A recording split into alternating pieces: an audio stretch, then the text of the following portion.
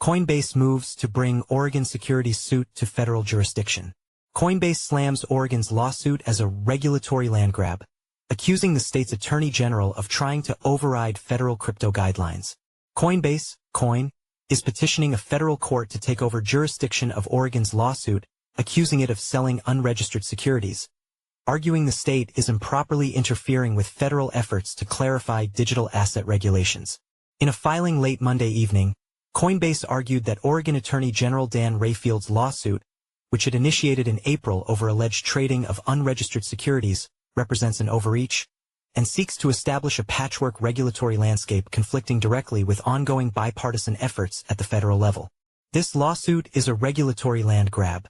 The filing reads, dissatisfied with the federal government's recent enforcement decisions, Oregon's new Attorney General has set out to dictate the future of crypto and the nationwide platforms on which they trade.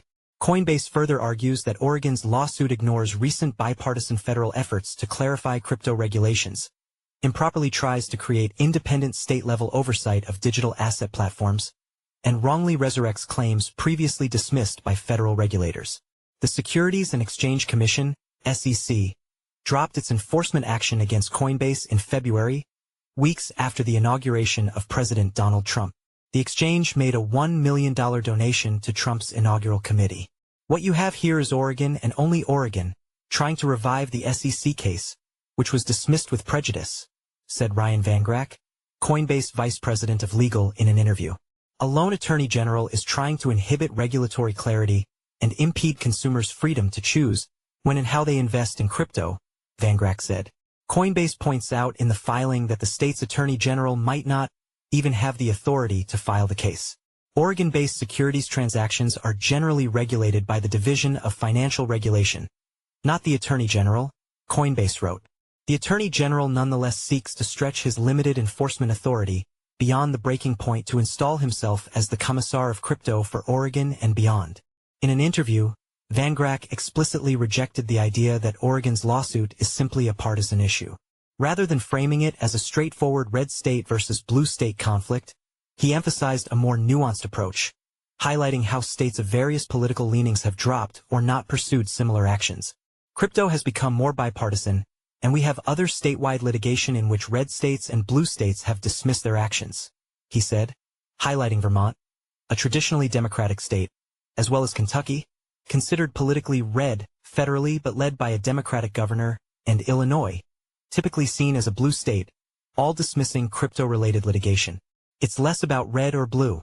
It's that there are a few holdovers, Van Grack said, emphasizing that crypto regulation and clarity have increasingly become bipartisan goals federally. He suggested Oregon's action is an outlier driven not necessarily by partisan politics, but by the specific motivations of its attorney general.